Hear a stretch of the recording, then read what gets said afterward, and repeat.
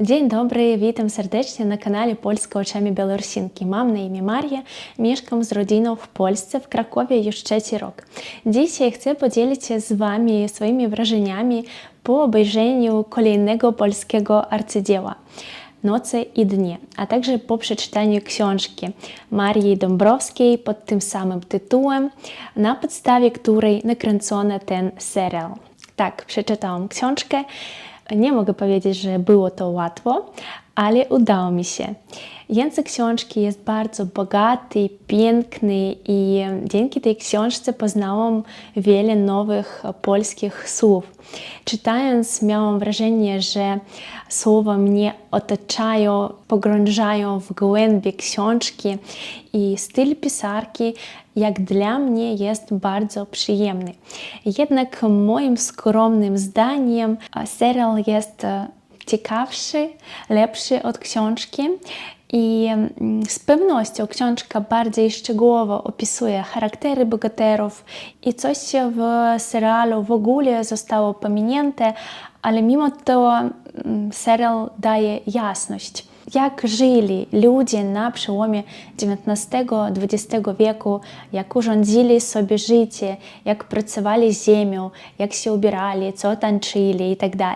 I nie mogłam się oderwać od tych ujęć. Wyobrażałam sobie, że moi pradziadkowie też tak jeździli na koniach, zbierali pole pszenicy, opiekowali się zwierzętami, kisili kapustę, bo nasze współczesne społeczeństwo już daleko odeszło od życia na wsi, od życia na ziemi i wielu dąży do życia w mieście. Podobnie jak główna bohaterka Barbara. Zawsze chciała mieszkać w mieście i przez całe życie była przygnębiona życiem na wsi.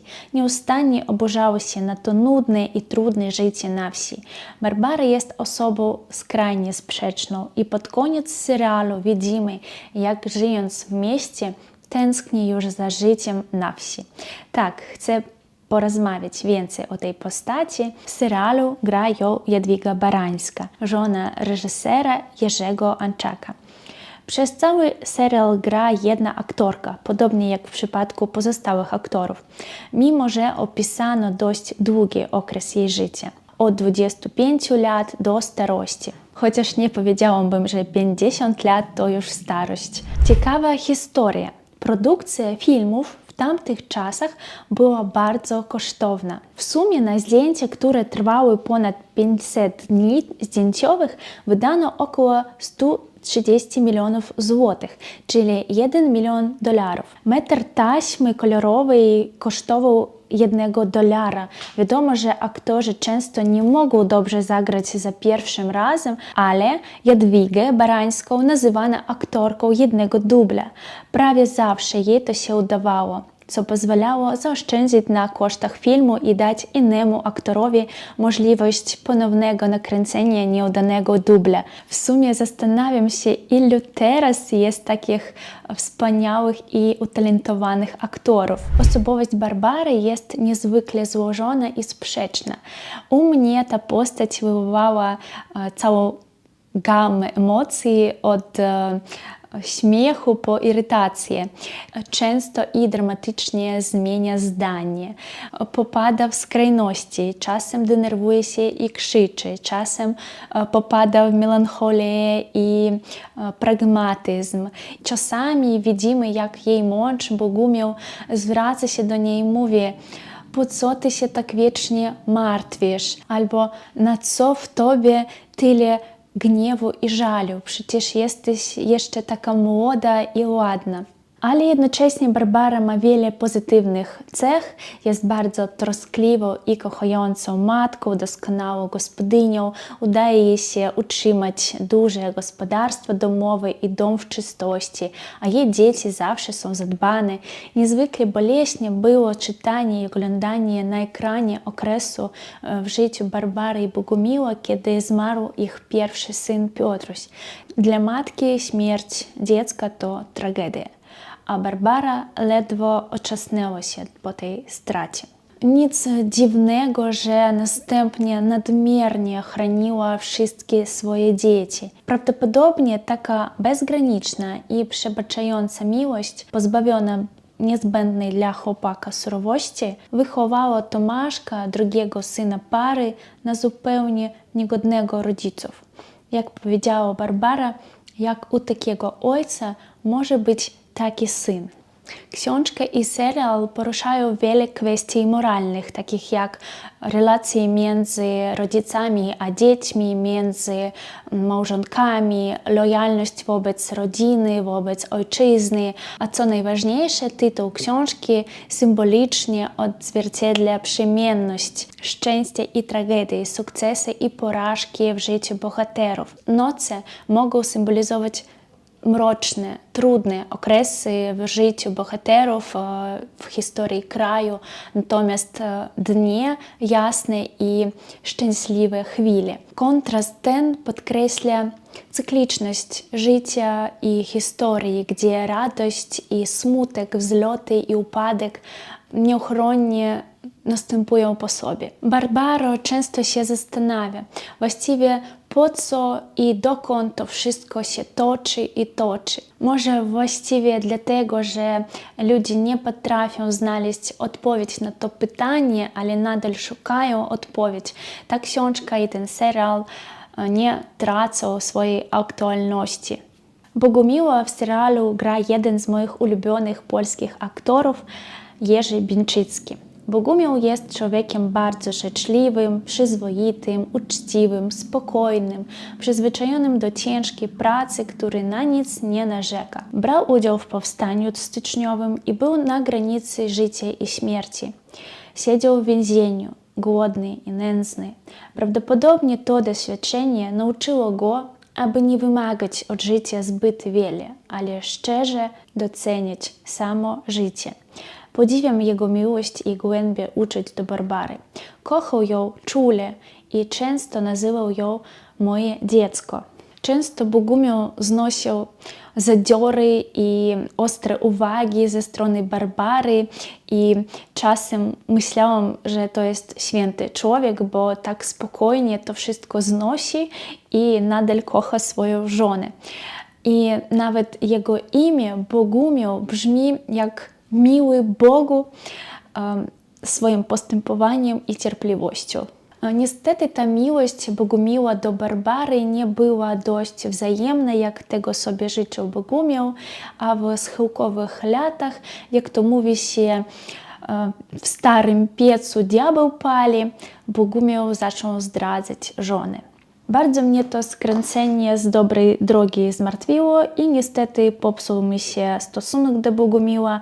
Barbara nie była żoną idealną. Przez całe życie zdawało się żyć mentalnie w równoległej rzeczywistości z Tolibowskim i myślała, że ta miłość jest prawdziwa, ale mimo to pozostała wierna Bogumiłowi. Ja tak i nie zrozumiałam uczuć Barbary do Bogumiła, szanowała go, uważała go za wspaniałego człowieka i czasami wyznawała mu, że jakie to szczęście, że właśnie ty jesteś moim mężem. I ostatecznie urodziła mu 4 dzieci. Ale jej trudna natura nie została mi w pełni ujawniona. Nie wiem, czy jej uczucie można nazwać miłością. A kiedy jej najmłodsza córka wychodziła za mąż, Barbara jej powiedziała, jakie to błogosławieństwo, że przynajmniej ty wychodzisz za mąż z miłości.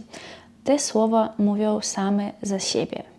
Oprócz głównych bohaterów, książka i serial są pełne innych różnych postaci, życie których jest też bardzo ciekawe do obserwacji. Niektórych z nich spotkał los, delikatnie mówiąc, nie do pozazdroszczenia. Największe wrażenie wywarła na mnie historia Celiny, nauczycielki dzieci niechciców. Młoda, skromna i niepewna siebie wyszła za mąż nie z miłości, ale jak to często bywało wówczas, dlatego, że została zaproszona do małżeństwa. W małżeństwie po urodzeniu dziecka zakochuje się w stryju Barbary, Janusza. I ta miłość jest tak lekkomyślna, nieodzajemniona i bolesna, że doprowadziła ją do samobójstwa. A to też ciekawa postać Kliment Klicki, wujek Bogumiła, uczestnik powstania styczniowego. Żona go zostawiła i uciekła z rosyjskim oficerem, a on oszalał. Barbara opiekowała się nim długo, co ujawniło jej miłosierną duszę.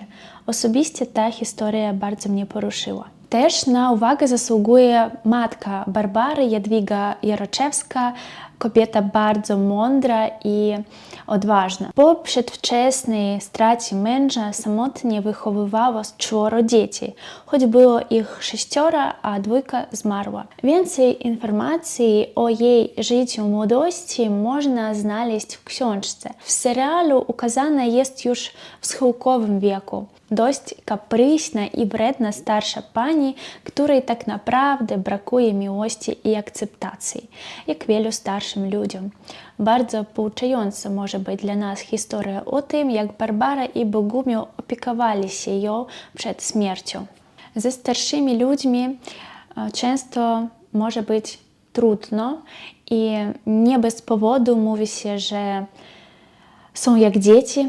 Dokładnie o tym pisarka być może i chciała powiedzieć. I jeszcze chcę skupić się na osobie brata Barbary, Danielu. Powiedziałabym, że to osoba z niewykorzystanym potencjałem. On, podobnie jak Bogumił, brał kiedyś udział w powstaniu styczniowym. I pisarka tym jakby chciała powiedzieć, potwierdzić, że był człowiekiem odważnym. Jednak w całej książce i całej serii wydaje się zbyt miękki, pozbawiony kręgosłupa, a nawet sprawia wrażenie nieco maniakalnego. Jest niesamowicie zazdrosny o swoją żonę, nieustannie pragnie ją kontrolować i aby było tylko z nim i rodziną. Obsesyjnie opiekuje się synem, przynosząc mu do restauracji osobne sztućce, aby nie zachorował na gruźlicę. Znów, może i jemu, podobnie jak Bogumiłowi, brakowało miłości i uwagi ze strony żony. Ale byłoby lepiej, gdyby przekierował lub, że tak powiem, wysublimował swoją miłość w naukę. W końcu zajmował się przyrodoznawstwem, niech odkryłby nowy gatunek roślin, zrobiłby coś pożytecznego dla nauki, a tak został mężem swojej żony, Michaliny, kobiety wulkanu. Gdy tylko wchodziło w kadr i zaczynało mówić, wydawało mi się, że zmarli się obudzili. Bardzo bystra i pełna energii kobieta. Chciałabym jeszcze dodać kilka słów o tle historycznym książki i serialu. Maria Dąbrowska wielokrotnie powraca do powstania styczniowego i pokazuje na przykładzie swoich bohaterów, jakie były skutki stłumienia tego powstania, a dokładniej represje polityczne. Tak na przykład ojciec Bogumiła stracił majątek i Bogumił musiał pracować jako zarządca cudzego majątku. Pokazano, jak polscy właściciele ziemscy stopniowo degradują się w Polsce, co wynika z nieumiejętności prawidłowego zarządzania swoimi majątkami i braku zrozumienia, jak dostosować się do rodzącego się kapitalizmu.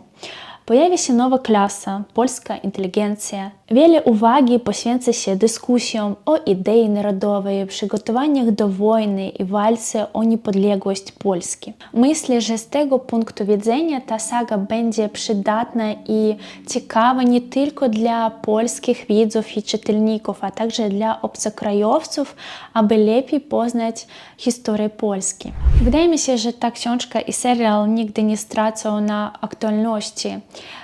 Uświęcone tu zostają zbyt ostre, ważne, trwałe tematy. Miłość, znaczenie rodziny, upływ czasu, życia, śmierć. Refleksja nad tym, czy postępujemy słusznie i do czego prowadzą nasze działania. Jeśli obejrzeliście ten mój odcinek do końca, napiszcie w komentarzach. Obejrzałam. Podzielcie się swoimi wrażeniami, przemyśleniami z lektury książki i obejrzenia serialu Noce i dnie. Jeśli spodobał Wam się mój odcinek i w ogóle podoba się mój kanał, to przypominam, że możecie mnie wesprzeć, dając kciuk w górę, subskrybując mój kanał albo postawiając mi kawkę. Dziękuję za obejrzenie i do zobaczenia w kolejnych odcinkach. Cześć!